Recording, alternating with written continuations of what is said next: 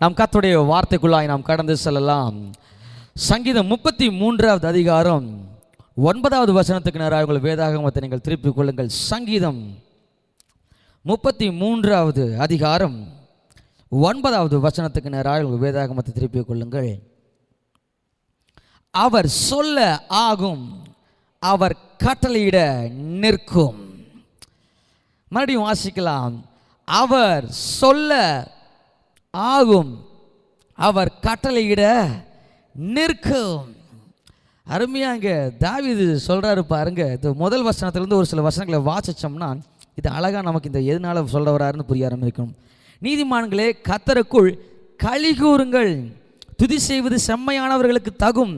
சுரமண்டலத்தினால் கர்த்தரை துதித்து 10 நரம்பு வீணையினாலும் அவரை கீர்த்தனம் பண்ணுங்கள். 4வது வசனம் பாருங்க. கர்த்தருடைய வார்த்தை உத்தமமும் அவருடைய செய்கள் எல்லாம் சத்தியமுமாக இருக்குது. 6வது வசனம். கர்த்தருடைய வார்த்தையினால் வானங்களும் அவருடைய வாயின் சுவாசத்தினால் அவைகள் சர்வ சேனையும் உண்டாக்கப்பட்டது. 8வது வசனம். பூமியில் எல்லாம் கர்த்தருக்கு பயப்படுவதாக, பூமியில் குடிகள் எல்லாம் அவருக்கு அஞ்சி இருப்பதாக.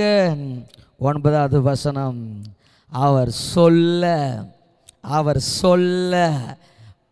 முடிக்க பார்க்கலாம். அவர் சொல்ல ஆகும். இந்த மாதம் எல்லாம் உங்களுக்கு ஆகும்.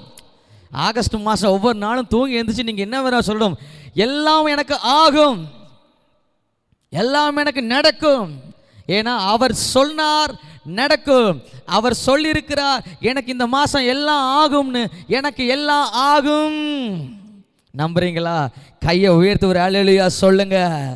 ஆமென். இந்த சங்கீதக்கார வார்த்தை சொல்லுது பாருங்க அழகாக. அவர் சொல்ல ஆகும் அப்படின்னா அவர் சொல்றதெல்லாம் நடக்கும். அவர் என்ன சொன்னாலும் நடக்கும். அது சின்னது, அது பெருசு, அது சாத்தியம் இல்லை, அது சாத்தியம் முடியும் இல்லை இது பார்த்துக்கலாம் அப்படியெல்லாம் இல்லை. எதுவுமே எனக்கு காம்ப்ரமைஸ் ஆகிக்கவே முடியாது. அவர் சொன்னது தான் அப்படியே நடக்கும். ஏன்? ஏசாயா 55வது அதிகாரத்துக்கு நேரங்கள் வேதாகமத்தை நீங்கள் திருப்பிக் கொள்ளுங்கள். ஏசாயா 55வது அதிகாரம் 10-11 கர்த்தருடைய வார்த்தையை பற்றி ஒரு வசனம் போடப்பட்டிருக்கிறது. அதை வாசித்தால் இன்னும் அழகாக புரியும். மாரியும் உறைந்த மழையும் வானத்தில் இருந்து இறங்கி அவ்விடத்தில் திரும்பாமல் பூமியை நனைத்து அதில் முளை கிளம்பி விளையும்படி செய்து விதைக்கிறவனுக்கு விதையும் புசிக்கிறவனுக்கு ஆகாரத்தையும் கொடுக்கிறது எப்படியோ அப்படியே என் வாயிலிருந்து புறப்படும் வசனமும் இருக்கும். அது வெறுமையா என்னிடத்திற்கு திரும்பாமல் அது நான் விரும்புகிற காரியத்தை செய்து நான் அதை அனுப்பின காரியம் ஆகும்படி வாய்க்கும். இங்க பாருங்க, ஏசாயா சொல்றாரு பாரு கர்த்தருடைய வார்த்தை பற்றி. மழை இருக்குதுல்ல, மழை வானத்திலிருந்து பூமியில வந்து விழுந்து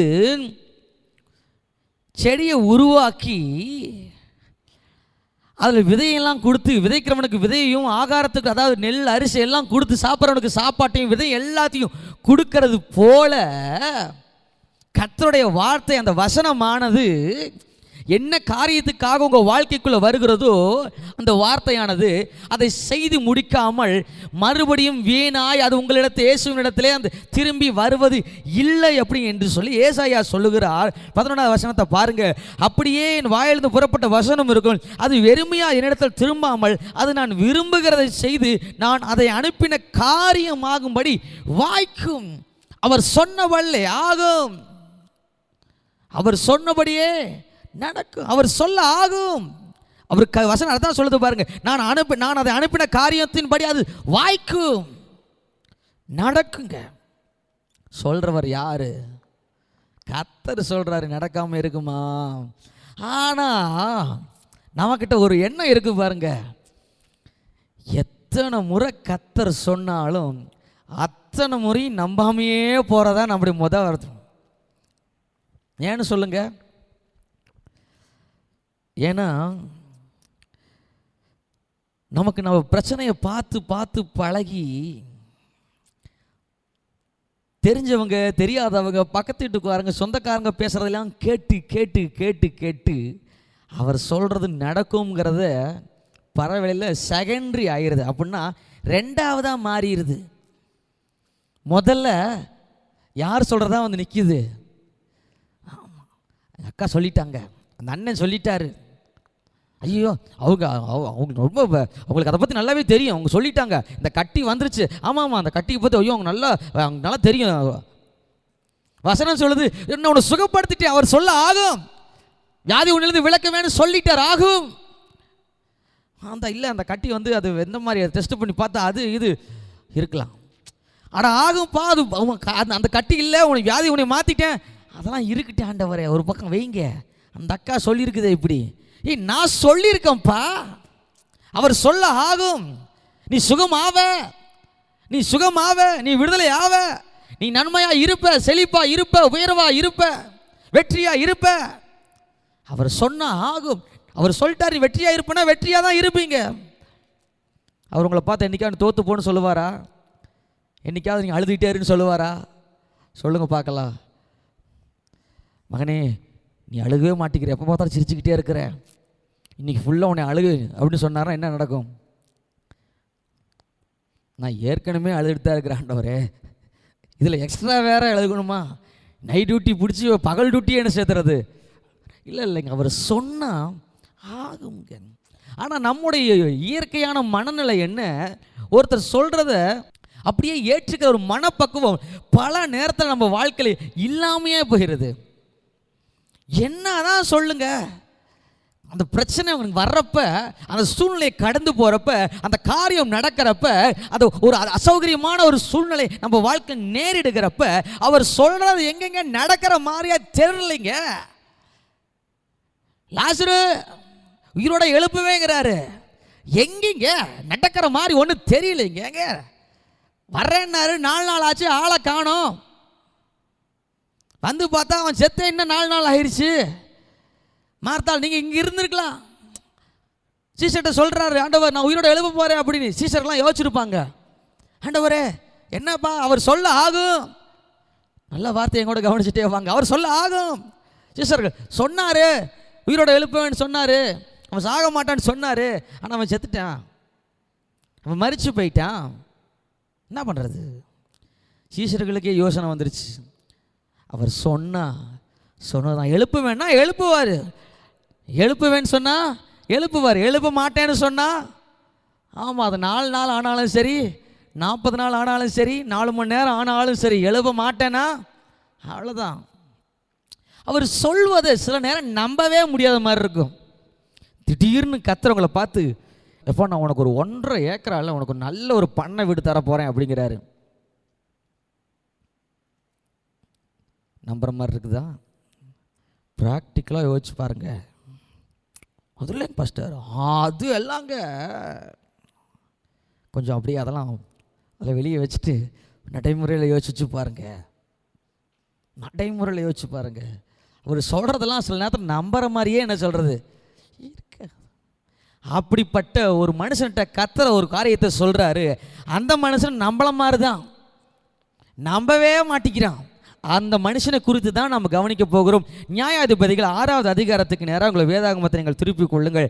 நியாயாதிபதிகள் 6வது அதிகாரத்திலே கிதியோன் என்கிற ஒரு மனுஷனை குறித்து அங்கு போடப்பட்டிருக்கிறது. அந்த மனுஷனுடைய காரியத்தை குறித்து நாம் கவனிக்க போகிறோம். நியாயாதிபதிகள் 6வது அதிகாரம் முதல் 2 வசனத்தை வாசிக்கிறோம் பாருங்க. அங்கே ஒரு பிரச்சனை இஸ்ரவேல் ஜனங்களுக்கு நடக்குது. பின்பு இஸ்ரவேல் புத்திரர் கர்த்தரின் பார்வைக்கு பொல்லாப்பானதை செய்தார்கள். அப்பொழுது கர்த்தர் அவர்களை 7 வருஷம் மீதியானின் கையிலே ஒப்பு கொடுத்தார். மீதியானரின் கை இஸ்ரவேலின் மேல் பலத்து கொண்டபடியால் இஸ்ரவேல் புத்திரர் மீதியானர் நிமித்தம் தங்களுக்கு மலைகளில் உள்ள கெபிகளையும் குகைகளையும் அரணான ஸ்தலங்களையும் அடைக்கலங்களாக்கி கொண்டார்கள். என்னன்னா இப்போ கர்த்தர் இஸ்ரவேல் புத்திரர் கர்த்தருக்கு பிரியமில்லாத காரியத்தை செய்கிறாங்க. செஞ்ச உடனே இப்போ அவர்கள் மீதியானத்தை கர்த்தர் ஒப்பு கொடுக்குறாரு. இப்போ மீதியானர் போட்டு இஸ்ரவேல் ஜனங்களை கொடுமை செய்கிறாங்க. அவர் இஸ்ரவேல் ஜனங்களால் பொறுத்துக்கவே முடியல, தாங்கிக் கொள்ளவே முடியாத அளவிற்கு இஸ்ரவேல் ஜனங்களால் ஏராளமான பிரச்சனைகள் அவர்களை சூழ்ந்து என்னதுங்க முழுவதுமாய் ஒரு வாழ்க்கையே முடிந்து போகிற அளவுக்கு அது நடந்து வருகிறதா இருக்கிறது. இப்போ இஸ்ரவேல் வசனம் சொல்றது பாருங்க, 6வது வசனம், இப்படி மீதியானியராலே இஸ்ரவேலர் மிகவும் சிறுமைப்பட்டார்கள். அப்பொழுது இஸ்ரவேல் புத்திரர் கர்த்தரை நோக்கி முறையிட்டார்கள். கர்த்தரை நோக்கி முறையிட்டார்கள். வசனம் அழகா சொல்லுது பாருங்க. கர்த்தரை பார்த்து கேட்குறாங்க, ஆண்டவரே அப்பா காப்பாத்துங்க ஆண்டவரே, இந்த மீதியானர் கையில் என்ன ரொம்ப கொடுமைப்படுத்துறாங்க அப்படின்னா, இஸ்ரவேல் ஜனங்கள்லாம் வசனம், அதுக்கு முந்தின வசனம் பாருங்க, அவங்க நிறைய வயல்களெல்லாம் போய் நிறைய காரியத்தை செஞ்சுருப்பாங்க. இந்த மீதியானர் எல்லாம் வந்து அவங்க எடுத்துகிட்டு போயிடுவாங்க. அதனால தான் இந்த இஸ்ரவேல் ஜனங்கள் மலைகளிலும் குகைகளிலும் ஒளிஞ்சு ஒளிஞ்சு ஒளிஞ்சு வாழ்ந்துக்கிட்டு இருப்பாங்க. இப்படிப்பட்ட சூழ்நிலையில் இஸ்ரவேல் ஜனங்கள் எல்லாம் கர்த்தரை பார்த்த முறையில் என்னை எப்படியாவது காப்பாற்ற, நாங்கள் செஞ்சது தப்பு தான், இந்த மீதியான கையிலேருந்து எப்படியாவது எங்களை காப்பாற்றுருங்க ஆண்டவரே, போதும்பா, ரொம்ப கஷ்டமாக இருக்குது, எங்களுக்கு ரொம்ப வருத்தமாக இருக்குது, சமாளிக்க முடியல, மழையில குழந்தைய வச்சுக்கிட்டு சமாளிக்க முடியல, தூங்க முடியல, சாப்பிட முடியல, ரொம்ப சங்கடமாக இருக்குது, ரொம்ப வருத்தமாக இருக்குது, உழைச்சும் பலன் இல்லாமல் இருக்குது, உழைச்சி அவங்க எடுத்துகிட்டு போயிடுறாங்க, என்ன பண்ணுறனே தெரில, தயவு செஞ்சு எங்களை மன்னிச்சு எங்களை காப்பாற்றுங்க இந்த மீதியான இடத்துல சொல்லி இஸ்ரவேல் ஜனங்கள், இஸ்ரவேல் புத்திரர் எல்லாம் கர்த்தரிடத்தில் முறையிடுகிறார்கள். இப்போ முறையிட்டு கொண்டு இருக்கிறப்ப தான் கர்த்தர் என்னடா பண்ணலான்னு பார்த்துட்டு இருக்கிறப்ப தான் கர்த்தர் ஒரு மனுஷனை சூஸ் பண்ணுறார். அவன் பேர் கிதியோன். சொல்லுங்க பார்க்கலாம், கிதியோன், அவனுடைய பேர் கிதியோன். வசனம் பாருங்க, 11வது வசனத்தை வாசிச்சு பாருங்க. அதற்கு பின்பு சொன்னது, அதாவது இஸ்ரவேல் ஜனங்கள் முறையிட்ட பின்பு கர்த்தருடைய ஆவியானவர் மனுஷன் மேலே இறங்கி வரார். அவர் சொல்லி முடிச்சதுக்கு அப்புறமேட்டி, அதற்கு பின்பு கர்த்தருடைய தூதனானவர் வந்து அபியேஸ்ரியனான யோவாசின் ஊராகிய ஒப்ராவில் இருக்கும் ஒரு கருவாளி மரத்தின் கீழ் உட்கார்ந்தார். அப்பொழுது அவனுடைய குமாரன் கிதியோன் கோதுமையை மீதியானரின் கைக்கு தப்புவிப்பதற்காக ஆலைக்கு சமீபமாய் அதை போரடித்தான். இப்போ இந்த கிதியோன் ஏற்கனவே சொன்ன மாதிரி இஸ்ரவேலோட புத்திரர்கள்லாம் பயந்து அவங்க விதைச்சு அவங்க அறுத்த அந்த கோதுமை நெல் விதைகள் எல்லாம் மீதியானர் எடுத்துகிட்டு போயிடுறாங்க. அவங்ககிட்ட இருந்து காப்பாற்றுறதுக்காக ஒளிஞ்சு இருந்து கோதுமையை நெல்லை மீதியான கைக்கு தப்பியதற்காக ஆலைக்கு சமயமாக அதை போகிற எல்லாத்தையும் என்ன சொல்கிறாங்க, இங்கே கொட்டி எடுத்துக்கிட்டு இருக்கிறான், சேகரிச்சுட்டு இருக்கிறான். அந்த நேரம் பார்த்து வசனம் சொல்லுது, கர்த்தருடைய தூதனானவர் 12வது வசனம் அவனுக்கு தரிசனமாகி, பராக்கிரமசாலியே, கர்த்தர் உன்னோடு கூட இருக்கிறார் என்றார். கர்த்தர் என்ன சொல்றாரு, பராக்கிரமசாலியே, கர்த்தர் உங்களோட இருக்கிறார். உடனே கிதியோனுக்கு ஒரு டென்ஷன் ஆயிட்டார். நம்பாள் அவனே பயந்து மீதியான கைட்டிருந்து தப்பி கோதுமையை கொஞ்சம் எடுத்துட்டு வீட்டுக்கு போகலான்னு நினச்சிட்டு அவனே ஒளிஞ்சு எடுத்து வச்சுட்டு இருக்கிறான். பயந்து, நல்லா வார்த்தையை புரிஞ்சுக்கணும், பயந்து.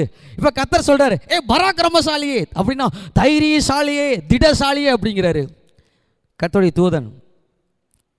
நான் நினைக்கிறேன் கிதியோன் மேலே எங்கேயும் பார்த்துருப்பாரு, நான் எங்கே இருக்கிறேன், என் நிலைமை என்ன, எல்லாத்தையும் உட்காந்து பார்த்துட்டு, அதை பசங்க அப்படி தான் சொல்லுதுங்க, உட்கார்ந்து தரிசனமாகி உட்கார்ந்து பார்க்குறாரு. அப்புறம் பராக்கிரமசாலியே அப்படிங்கிறாரு, கர்த்தரும் கூட இருக்கிறாரு. ஏங்க நீங்கள் வேற அப்படி சொல்கிறீங்க அப்படின்னு சொல்லிட்டு அடுத்த வசனத்தை பாருங்க. அப்பொழுது கிதியோன் அவரை நோக்கி, ஆண்டவனே, கர்த்தர் என் கூட இருந்தால் எங்களோட கூட இவைகளாம் எங்களுக்கு ஏன் நேரிடுது, கர்த்தர் எங்களை எகிப்திலிருந்து கொண்டு வரவில்லையா என்று எங்கள் பிதாக்களில் விவரித்து சொன்ன அவருடைய அற்புதங்கள் எல்லாம் எங்கே, இப்பொழுது கர்த்தர் எங்களை கைவிட்டு மீதியான கையில் எங்களை ஒப்பு கொடுத்தாரே. இப்போ அவர் கேட்குறான் பாருங்க கிதியோன், ஓகேங்க, ஓகே தான், ஆனால் கர்த்தர் கூட இருந்தால் நான் ஏன் இப்படி இருக்கிறேன், நீங்கள் பராக்கிரமசாலிங்கன்னு சொல்கிறீங்க, அதுவே எனக்கு ஏற்றுக்க முடியல, கர்த்தரும் கூட இருக்கான்றீங்க, ஓகே, எப்படிங்க கர்த்தர் கூட இருக்காருன்னு சொல்கிறீங்க, அவர் கூட இருந்தால் நான் ஏன் எப்படி இருக்கிறேன். இந்த கிதியோன்ட்ட இன்னும் கொஞ்சம் ஆழமாக அந்த வசனத்துக்குள்ளே போய் காட்டுற பாருங்க உங்களுக்கு.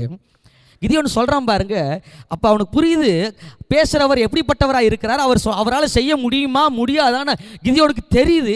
தெரிஞ்சுமே அவன் சொல்கிறான் பாருங்க, நம்மளும் அப்படித்தாங்க. வசனத்தை பாருங்க, கர்த்தர் எங்களை எகிப்திலிருந்து கொண்டு வரவில்லையா என்று எங்கள் பிதாக்கள் எங்களை விவரித்து சொன்ன அவருடைய அற்புதங்கள் எங்கே. அவன் கேட்குறான், அவனுக்கு புரியுது கர்த்தர் எகிப்தில் அடிமைத்தனத்தை மீட்டுக்கொள்ள அவரால் முடியும்னு அவனுக்கு தெரியுது, அற்புதங்கள் எல்லாம் அவரால் செய்ய முடியும்னு அந்த கிதியோனுக்கு தெரியுது. தெரிஞ்சுமே சொல்கிறான், எங்கெங்க அதெல்லாம் அன்னைக்குங்க 2 வருஷத்துக்கு முன்னாடி நடந்துச்சுங்க, 3 மாதத்துக்கு முன்னாடி நடந்துச்சுங்க, இந்த ஆகஸ்ட் மாதம் நடக்குமா, இந்த நாளில் நடக்குமா, இந்த வாரம் நடக்குமா, ஏங்க கிதியோனுக்கு தெரியுதுங்க, எகிப்திலிருந்து கொண்டு வந்தது கர்த்தர் தான், பார்வோனுடைய சேனைகளை கடலில் மூழ்கடித்தது கர்த்தர் தான், என் முற்பதாக்களாக எனக்கு சொல்லியிருக்கிறாங்க. பகல் மேகஸ்தம், இரவில் அக்னிஸ்தம்பமா நடத்தி வந்ததெல்லாம் விவரிச்சதுக்கான காரியங்கள் எல்லாம் சொல்றாங்க. எத்தனை அற்புதங்கள், எரிகோ விழுந்தது, எத்தனையோ அற்புதங்கள் நடந்து, இதை எல்லாத்தையும் விவரித்து சொல்லியிருக்கிறாங்க. இதையெல்லாம் கேட்ட கிதியோன் தான், போங்க கர்த்தர் என் கூட இருக்காரு, நான் பராக்கிரமசாலியா. நம்மகிட்டையும் இந்த பிரச்சனை இருக்குது, கர்த்தரால் எல்லாம் செய்ய முடியும்னு தெரிஞ்சுமே அவரால் எல்லாம் நமக்கு ஆகும்னு தெரிஞ்சுமே நம்ம இன்னும் கிதியோன் மாதிரி தான் அற்புதம் செய்தார். ஆனால் இன்னைக்கு என்னங்க, அதெல்லாம் அன்னைக்கு நடந்துச்சுங்க. இப்போ கொஞ்ச நாளாக ஒன்றும் பெருசாக வாழ்க்கையில் ஒரு மாற்றம் இல்லையே. முன்னாடி அப்போல்லாம் ரொம்ப சொல்லுவோம் பாருங்க, அப்போல்லாம் ரொம்ப நல்லா இருந்தாங்க. அங்கே அன்றைக்கெல்லாம் கர்த்தர் அற்புதம் செஞ்சாருங்க. இன்னைக்கு அவர் நேற்றும் இன்றும் என்றும் மாறாத நல்ல தேவன். அல்லேலூயா. அவர் அற்புதம் குறையவே குறையாது. நம்ம தான் நம்முடைய எண்ணத்தில் கிதியோன் மாதிரி அன்னைக்கு அவர் கூட இருந்தா நான் ஏன் இவ்வளோ கஷ்டப்படுறேன், எகிப்திலிருந்து காப்பாற்றி கூட்டிட்டு வந்தார், அற்புதமெல்லாம் செஞ்சார், ஓகே தான். இன்னைக்கு அதெல்லாம் எங்கே போச்சுன்னே தெரியல. இன்னைக்கு ஒரு வேளை அற்புதம் செஞ்சிருந்தாருன்னா நான் ஏன் மீதியானிட்ட கஷ்டப்பட்டு இருக்க போறேன், அடிமையா இருந்துக்க போறேன், பயந்து இந்த கோதுமையை நான் புடச்சிக்கிட்டு இருக்க போறேன். ஏன் இப்படி பண்றீங்க? அதுக்கு அடுத்த வசனம் பாருங்க. அப்பொழுது கர்த்தர் இப்படிலாம் சொல்லி முடிச்ச உடனே 14 வசனம் பாருங்க, மறுபடியும் கர்த்தர் சொல்றாரு, சூப்பரா இருக்கும் பாருங்க. அப்பொழுது கர்த்தர் அவனை நோக்கி பார்த்து, உனக்கு இருக்கிற இந்த பலத்தோட போ, நீ இஸ்ரவேலை மீதியானின் கைக்கு நீங்களாக்கி ரட்சிப்பாய், உன்னை அனுப்புகிறவர் நான் அல்லவா. ஏற்கனவே பராக்கிரமசாலி ஏடு சொன்னதுக்கே கிதியோன் டென்ஷன் ஆயிட்டாரு. அந்த டென்ஷனே குறையல இன்னும். அதுக்குள்ளே மறுபடியும் கத்த இன்னும் டென்ஷன் ஆக்குறாரு அப்படிங்கிற மாதிரி சொல்லுவாங்க பாருங்க. அந்த மாதிரி மறுபடியும் இன்னொன்று சொல்கிறாரு, டே உனக்கு இருக்க இந்த பலத்தோடு நீ போ. ஓஹோ, என்னை போக வேற சொல்கிறீங்களா? ஏற்கனவே நானே பயந்துட்டு உட்கார்ந்துருக்கிறேன், என்னை போக சொல்கிறீங்க? உனக்கு இருக்க இந்த பலத்தோட போ, உன்னை அனுப்புறது நான் தானே, போ அப்படிங்கிறாரு. போகிறதா?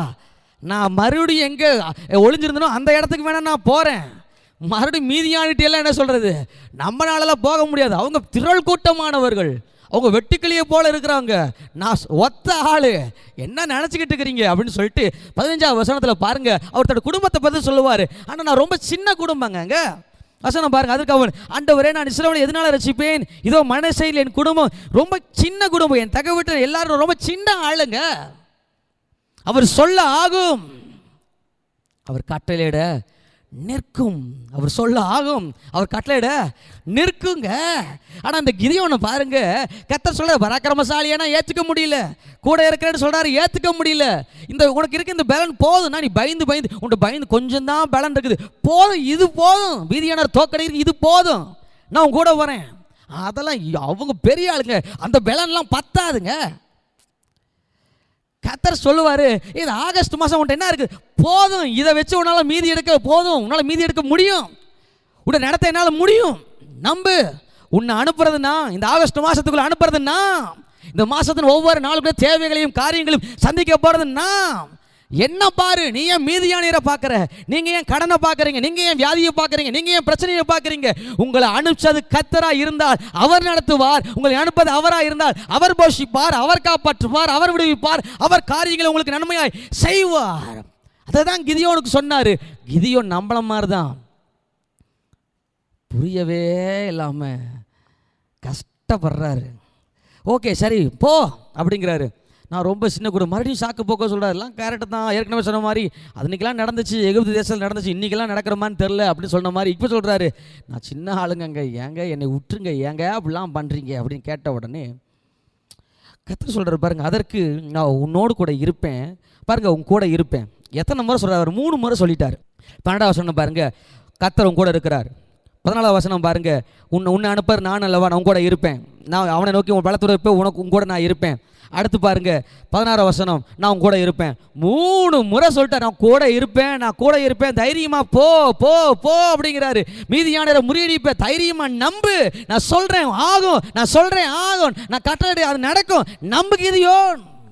அதெல்லாம் ஓகேங்க, நான் எப்படி முடியப்பேன்? நீ ஒரு மனுஷனை முறியடிக்கிற போல நீ மீதியானரை முடிப்பேன், நீ லட்சக்கணக்கான பேர் நினைக்கிற, நான் சொல்ற வார்த்தை ஒரே ஆளை முறியடிக்கிற மாதிரி நீ முறியடிச்சிருவ கிதியோன் அப்படிங்கிறாரு. சரி நீங்கள் சொல்கிறதெல்லாம் ஓகேனா நான் எப்படி நம்புறது? நமக்கு இருந்த பிரச்சனை இருக்கு இல்லைங்க, எப்படி நம்புறது? அவர் சொல்கிறப்பெல்லாம் தான் நான் சொல்கிறேன், கர்த்தர் உங்களை பெருக பண்ணுவா, நம்புறீங்களா? ஆமாங்க பாஸ்டர், ஆமாங்க பாஸ்டர், பெருக செய்வார், ஆமாங்க பாஸ்டர், கடன்லாம் அடைக்க நம்புறேன், ஆமாங்க பாஸ்டர், ஆமாங்க ஆமாங்க ஆமாங்க தான். நம்புறீங்களா? இந்த கதவை திறந்து வெளியே போகிற வரைக்கும் ஓகே, பைக்கை ஸ்டார்ட் பண்ணுற வரைக்கும் ஓகே, போகிற வழியில் ஒரு ஃபோன், என்ன ஆச்சு, நாளைக்கு ஆயிருமா?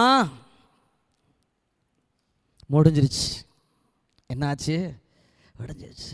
செழிப்பாக்குவார் கர்த்தர், ஆக்குவார். நாளைக்கு தெரிலைங்க, ஆக்குவார். எப்பனே தெரில. நான் கூட இருக்கிறேன். ஒரு மனுஷனை அடித்து ஜெயிக்கிறது போல் நீ மீதியான ஜெயிப்ப நம்பு. நானும் உங்களுக்கு சொல்கிறேங்க, இந்த ஆகஸ்ட் மாதம் அவர் சொல்ல ஆகும். அவர் சொல்கிறார், உங்களுக்கு இருக்க இந்த பலத்தோடு இந்த மாதம் முழுசும் கடந்து போங்க. உங்களை இந்த ஆகஸ்ட் மாதத்துக்குள்ளே அனுப்புனது கர்த்தருங்க. அவர் பார்த்து கொள்ளுவார். நீங்கள் இந்த மாதம் வர பிரச்சனை எல்லாம் எப்படி ஜெயிப்பீங்க தெரியுங்களா? ஒரு மனுஷனை வசனம் சொல்லுது பாருங்க, அதுக்கு நான் கூட இருப்பேன்.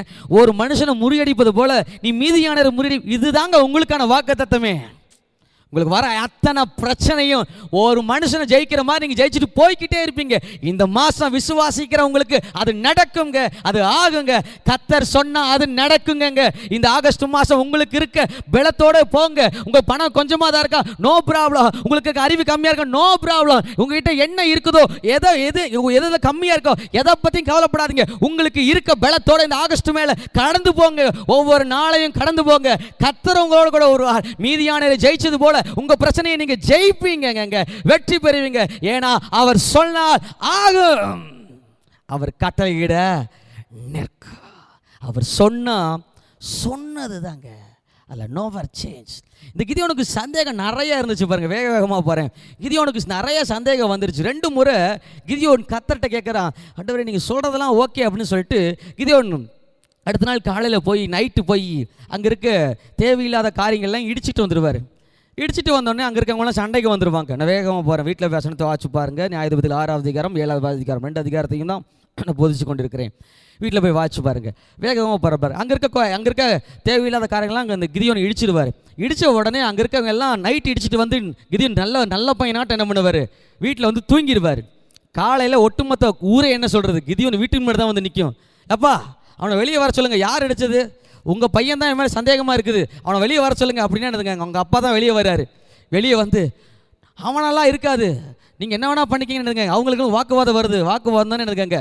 இவங்க எல்லாம் சேர்ந்து அவங்கள இஸ்ரவேல், அதாவது கிதியோனையும் அவங்களுடைய இஸ்ரவேல் புத்திர எல்லாத்தையும் கொலை செய்வதற்கு, அவரோட போரிடுவதற்கு எல்லா காரியத்தையும் ரெடி பண்ணிட்டாங்க. இவங்க ஏற்கனவே மீதியானிட்ட பிரச்சனையாக இருக்குது. இப்போ இந்த குரூப்பு சேர்ந்துக்கிட்டாங்க மீதியானார் கூட. இப்போ எல்லாரும் ஒட்டுக்காக சேர்ந்துட்டாங்க இஸ்ரவேல் புத்திரரை எப்படியாவது. உடனே இந்த கிதியோன் பண்ணுறாரு பாருங்கள். எடுத்து வாசிக்கலாம். 6ஆவது அதிகாரம் 35ஆவது வசனம் பாருங்கள். மனேசை நாடெங்கும் ஸ்தானாதிபதிகள் அனுப்பி அவர்களை கூப்பிட்டு தனக்கு பின் சொல்லும்படி செய்து ஆசேர், செவிலோன், நப்தை நாடுகளில் ஆட்களை அனுப்பினா அவர்களும் அவனுக்கு எதிர்கொண்டு வந்தார்கள். இப்போ எல்லாத்தையும் ஒன்று சேர்த்துட்டான் இந்த கிதியோன். எல்லாத்தையும் ஒன்று சேர்த்துட்டார். இப்போ இஸ்ரவேல்கிட்ட கொஞ்சம் கூட்டம் இருக்குது. நேரம் இல்லாதனால நான் முடிக்கிற மாதிரி 2 சந்தேகத்தை மட்டும் எடுத்துங்க. உங்களுக்கு கிட்ட விலை நேரம் நான் முடிக்கிறதுக்கு போகிறேன். இந்த கிதியோன் பாருங்கள், கர்த்தர்ட்ட கேட்குற, ஆண்டவரே இதெல்லாம் செஞ்சு முடிச்சுட்டு எல்லா கூட்டத்தை ரெடி பண்ணிட்டான், எல்லாத்தையும் ஆயத்தப்படுத்திட்டான். நம்மளும் அப்படி தான் நல்லா கவனிச்சு நம்ம வாழ்க்கையோட ப்ராக்டிக்கலாக நம்ம பேசணுங்க. எப்போவுமே வசனத்தை எல்லாத்தையும் ரெடி பண்ணி வச்சுட்டாரு. கர்த்தர் சொல்லிட்டார் ஜெயிச்சிடலாம் அப்படின்னு எடுத்துக்கங்க. ஓகே ஜூட் ஸ்டார்ட் அப்படின்னு பாருங்க. அந்த மாதிரி எடுத்துக்கங்க. வேலையை கரெக்டாக ஆரம்பிச்சிட்டாரு. எல்லாத்தையும் ஒன்று சேர்த்து மீதியான ஜெயிக்கிறதுக்கு புறப்படலான்னு புறப்படுறப்ப எனக்கு ஒரு சந்தேகம், ஆண்டவரே நான் ஜெயிச்சிருவேன் அப்படின்னா, இல்லை நீங்கள் என்னை ஜெயிக்க வச்சிருவீங்க அப்படின்னா, நான் ஒரு தோல் எடுத்துகிட்டு வரேன். அந்த தோலில் ஃபஸ்ட்டு முறை கேட்பார், நான் வீட்டுக்கு வாசப்படியில் வெளியே வச்சுருவேன், இந்த தோலில் மட்டும்தான் பனி பெஞ்சிருக்கணும். நியாயாதிபதிகள் 6ஆவது அதிகாரம் 37ஆவது வசனத்தில் இருக்குதுங்க. அந்த தோலில் மட்டும்தான் அந்த பனி பெஞ்சிருக்கணும். மற்ற அதை சுற்றி பூமி எங்கும் என்ன செஞ்சாங்க, பனி ஏற்கக்கூடாது அப்படின்றவார். சரி, கர்த்தர் எவ்வளோ நல்லவர் பாருங்க. சரி, அடுத்த நாள் அதே மாதிரி வச்சுட்டு போய் பார்ப்பாரு, அந்த தோலில் மட்டும்தான் பனி பெஞ்சிருக்கு. படியும் இன்னும் எனக்கு சந்தேகம் தெரியல, ஆண்டவரே நம்மள மாதிரியே தாங்க, எத்தனை தான் கூட இருக்கிறேன் செய்கிறேன் எல்லாம் சொல்லியாச்சு, இன்னும் எனக்கு ஒரு சந்தேகம், ப்ளீஸ் கொஞ்சம் சரி பண்ணி கொடுங்க. கர்த்தர் எவ்வளவு அழகானவர் பாருங்க. நம்மளை ஒரு நாளும் விட்டு கொடுக்குறதே இல்லை, நம்மளை ஒரு நாளும் தள்ளுறதே இல்லை, நம்மளை பொறுத்துக்கிறாரு பாருங்கள், நம்மளை நேசிக்கிறாரு பாருங்கள். சரி கிதியோன் கேளு மாடி என்ன பண்ண அடுத்து, இன்னும் உனக்கு நம்ப முடியலையா? சரி என்ன வேணும் அடுத்தது? ஆண்டவர் இப்போ அப்படியே கொஞ்சம் மாற்றிக்குவோம். பூமியெல்லாம் பனியாக பெய்யணும், இந்த நான் போட்டிருக்க இந்த தோல் இருக்குது பாருங்கள், இதில் மட்டும் பனி பெய்யக்கூடாது. அதையும் கர்த்தர் செஞ்சு கொடுத்துட்டாரு. என்ன நல்ல ஆண்டவர் பாருங்க, நம்மளை நம்ப வைக்கிறதுக்கு நான் சொன்னால் நடக்கும், கர்த்தரே சொல்கிறார் நான் சொன்னால் நடக்கும்ங்கிறத அவர் நம்ப வைக்கிறதுக்கே இவ்வளவு டிராவல் பண்ண வேண்டியது இருக்குது கிதியோன்ட்ட. சொன்னவரை பற்றி நமக்கு தெரியுது, அவர் தான் எல்லாத்தையும் படைச்சவர், அவர் தான் நம்ம பெரிய என்ன சொன்ன உலகத்தில் கூட பார்க்கலாம், அவங்களுக்கு பெரிய எல்லாம் தெரியுது. ஆனால் தெரிஞ்சுமே கிதியோனுக்கு நம்பிக்கை உணர்வு வரவே இல்லைங்க, பய உணர்வு தான் அதிகமாக இருக்குது. கர்த்தரும் பொறுத்து பொறுத்து பொறுத்து பொறுத்து கிதியோனை நம்ப வைக்கிறதுக்கு எவ்வளவு இறங்கி வர்றாரு, தன் ஸ்தானத்திலிருந்து இறங்கி வந்து அவனை நம்ப வைக்கிறார். நம்பு கிதியோன், நம்பு கிதியோன். இந்த ஆகஸ்ட் மாதம் கிதியோன் நம்ம தான் கிதியோன், நீங்கள் தான் கிதியோன். ஆகஸ்ட் மாதம் நிச்சயமாக உங்களுக்கு இருக்க பலத்தோடு நீங்கள் போங்க கிதியோன், நீங்கள் மீதியான முறியடிப்பீங்க கிதியோன் அப்படிங்கிறாரு. இப்போ கிட்டத்தட்ட 32,000 பேருக்கு பக்கம் கூட்டிட்டாங்க. ஆனால் அந்த மீதியான மற்றவங்கெல்லாம் சேர்த்து 1,35,000 பேர். நான் முடிவுக்கு நேராக வரேன். 1,35,000 பேர். இவங்க வெறும் 32,000 பேர். கிதியோன் ஏற்கனவே பயந்தார். வாங்க நீங்கள் வாங்க நாங்கள் வாங்கன்னு எல்லாத்தையும் கூப்பிட்டு பார்த்தாரு. எல்லாம் வந்தது மொத்தமாகவே 32,000 பேர் தான். ஆனால் அவங்க 1,35,000 பேர்.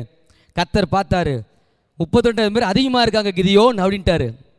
கர்த்தாவே என்ன சொல்கிறீங்க, 1,35,000 எங்கே இருக்குது, 32,000 எங்கே இருக்குது, 32,000 அதிகன்றீங்களே, நான் எப்படி என்ன பண்ணுறது, ஏற்கனவே 32,000 தான் இருக்குது, என்ன பண்ணுறதுன்னு யோசிச்சுக்கிட்டு இருக்கிற ஆண்டவரே. உன்னை அனுப்புதுன்னா உனக்கு இருக்க இந்த பலத்தோட போ அப்படின்னு சொல்கிறாரு. நீ நம்பல, உனக்கு இருக்க இந்த பலத்தோட போன்னு சொல்கிறேன். 32,000 பேரை வச்சு என்ன சொல்கிறது, உன்னால் 1,35,000 பேர்த்த ஜெயிக்க முடியும் நான் சொல்கிறேன், நீ நம்ப மாட்டேங்கிறியா, சரி இரு அப்படின்னு சொல்லிட்டு கிதியோன்ட்ட கர்த்தர் சொல்ல, யாருக்காவது பயம் இருந்துச்சுன்னா அவங்களெல்லாம் வீட்டுக்கு அனுப்பிச்சிரு அப்படின்ட்டு இருப்பார். யாருக்கெல்லாம் பயம் இருக்குதோ அவங்களெல்லாம் வீட்டுக்கு போக சொல்லிடு அப்படின்ட்டு இருப்பார். கிதியோன் வந்து நின்றுப்பார். ஏப்பா 32,000 பேர் உட்காந்து கிடத்த, ஏப்பா யாராவது பயம் இருந்தா எல்லாரும் போயிருங்க, பயப்படுறவங்களாம் போயிருங்க அப்படின்னு 20,000 பேர் போயிட்டாங்க. எத்தனை பேர் போயிட்டாங்க, 20,000 பேர் போயிட்டாங்க. கிதியோன் நம்பவே இல்லை.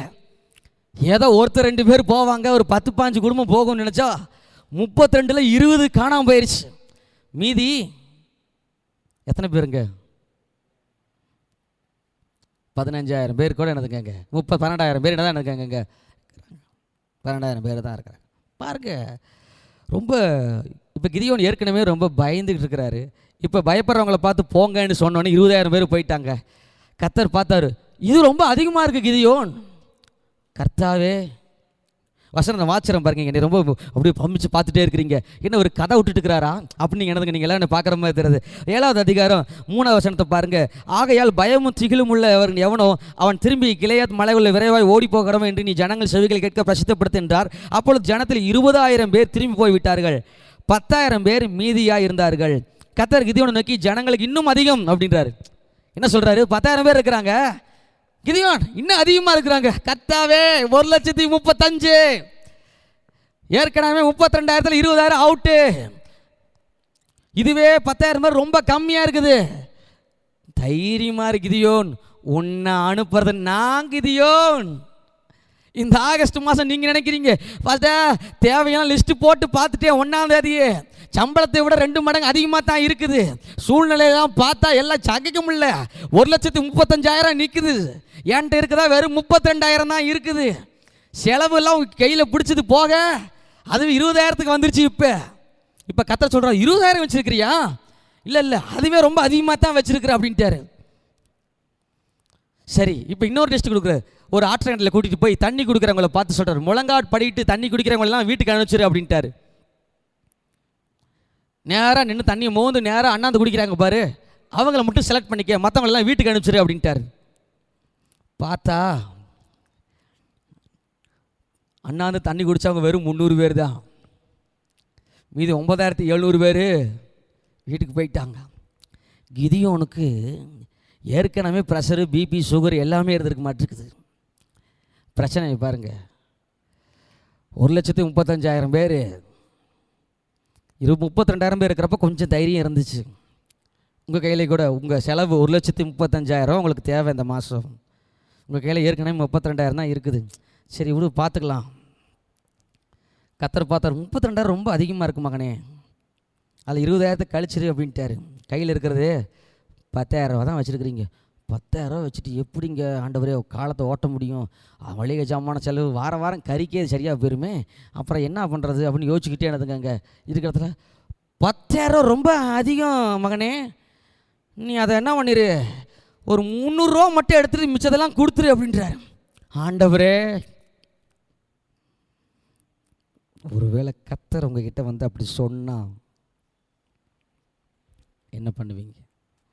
ஒருவேளை கர்த்தர் சொன்னா ஏற்றுக்கங்க, ஏன்னா அவர் சொன்னா ஆகுங்க. அவர் சொல்றக்க உனக்கு இருக்க இந்த பலத்தோட போ கிதியோன் அப்படிங்கிறார். 300 பேர் போதும் கிதியோன், 32,000 பேரை வச்சுக்கிட்டு நீ என்னமோ நீ ஜெயிச்சுட்டா நினைச்சிடாத, உன்னை அனுப்புவது நான் அப்படின்னா வெறும் ஜஸ்ட் 300 ரூபா போதுங்க, வெறும் 3,000 ரூபா போதுங்க. இந்த மாதம் முழுதும் நடத்த வெறும் 5 அப்பம் 2 மீனை வச்சு 15,000 பேத்துக்கு மேல சாப்பாடு போட்டா மீதி எடுக்க அவரால் முடியும்னா, உங்களுக்கு இருக்க இந்த பலத்தோட, உங்களுக்கு இருக்க இந்த திறமையோட, உங்களுக்கு இருக்க இந்த சூழ்நிலையோட இந்த ஆகஸ்ட் மாசம் கடந்து போங்க. கர்த்தர் உங்களை அனுப்பி இருக்கிறார், அவர் உங்களோட வருவார். மீதியான ஒரு நபரை முறியடிப்பது போல உங்க பிரச்சனைகளையும், உங்க சூழ்நிலையும், உங்க கடன், உங்க வியாதி, உங்க காரியம் எல்லாவற்றையும் நீங்கள் முறியடித்து வெற்றி பெறுவீர்கள். இந்த 300 பேரை வச்சு மீதியானவர்கிட்ட கிதியோன் வெற்றி படை போட்டான். அதே போலதான் நான் உங்களுக்கு சொல்றேன், இந்த மாதம் கர்த்தர் உங்களுக்கு சொல்கிறார், அவர் சொல்ல ஆகுங்க. அவர் சொல்றார், நான் உனக்கு இருக்க பலத்தோட போ கிதியோன் அப்படின்னு சொன்னது போல உங்களை பார்த்து தான் சொல்றார், உங்களுக்கு இருக்க இந்த பலத்தோட போங்க சிஸ்டர், போங்க பிரதர், போங்கங்க. கர்த்தர் உங்களோட கூட வராருங்க, கர்த்தர் உங்களுக்கு கூட வராருங்க. கிதியோனின் தேவன் உங்கள் தேவனாக இருக்கிறார், கிதியோனின் தேவன் நம்முடைய தேவனாக இருக்கிறார். ஒரே ஒரு நபரை முறியடிப்பது போல உங்க பிரச்சனைகளை நீங்கள் முறியடித்து ஆகஸ்ட் மாசம் 31ஆம் தேதி வரப்ப கர்த்தர் நல்லவர், அவர் கிருபை என்றும் உள்ளதென்று சொல்லத்தக்கதா உங்கள் சூழ்நிலைகளை, உங்கள் காரியங்களையும் கர்த்தர் செய்வாருங்க. அவர் சொன்னா நடக்கும். யாரு சொன்னாலும் நம்ப வேண்டிய அவசியம் இல்லைங்க. உங்க கையில் இருக்கிறத பார்க்காதீங்க, கர்த்தரை பாருங்க. அவர் சொல்றார், போதும் இந்த 300 ரூபாயே, இதை வச்சு என்ன ஆண்டவரே பண்றது, பால் கூட வாங்க முடியாது. நான் சொல்றேன்ல, நம்புங்க. எவ்வளோ இருக்குன்னு பார்க்காதீங்க, சொன்னவரை பாருங்க. உங்களை இந்த ஆகஸ்ட் மாதத்துக்கு கையை பிடிச்சி அழைச்சிட்டு வந்தது அவருங்க. அவர் கையை பிடிச்சி அழகாக கூட்டிகிட்டு வந்து விட்டுட்டு போயிட்டாரு. கூட்டிகிட்டு வந்தவருக்கு நடத்த தெரியாதா என்ன? எகிப்தில் இருந்து கூட்டிகிட்டு வந்தாருங்க. அவர் தான் வனாந்தரத்தில் எல்லா இடத்துலையும் அவர் தாங்க பாதுகாத்து இஸ்ரவேல் ஜனங்களை நடத்தினார். இந்த மாதம் உங்களுக்கு அப்படித்தான் இருக்கும். விசுவாசிக்கிறீங்களா? உங்கள் பிரச்சனையை எப்படி முறியடிப்பீங்க? ஜஸ்ட் ஒரே ஒரு நபரை முறியடிக்கிறது போல் நீங்கள் உங்கள் பிரச்சனையை இந்த மாதம் தோக்கடிப்பீங்க. உங்ககிட்ட என்ன இருக்குதோ அதை வச்சு கர்த்தரை நம்பி போய்கிட்டே இருங்க. இந்த மாதம் எந்த மாதம் இல்லாத அளவுக்கு மீதி எடுப்பீங்க. விசுவாசிக்கிறீங்களா? ஒரு ஆமேன் சொல்லுங்க. பற்றாக்குறை இல்லாத ஒரு மாதமாக இருக்கும். ஒரு ஆமேன் சொல்லுங்க. செழிப்பாக இருப்பீங்க. ஒரு ஆமேன் சொல்லுங்க. உங்களுக்கு இருக்க இந்த பலத்தோட போங்க. உங்களை அனுப்புகிறவர் கர்த்தர். நாம் இருக்கிற இடத்துல எழுந்து நின்று நாம் ஜெபிக்கலாம்.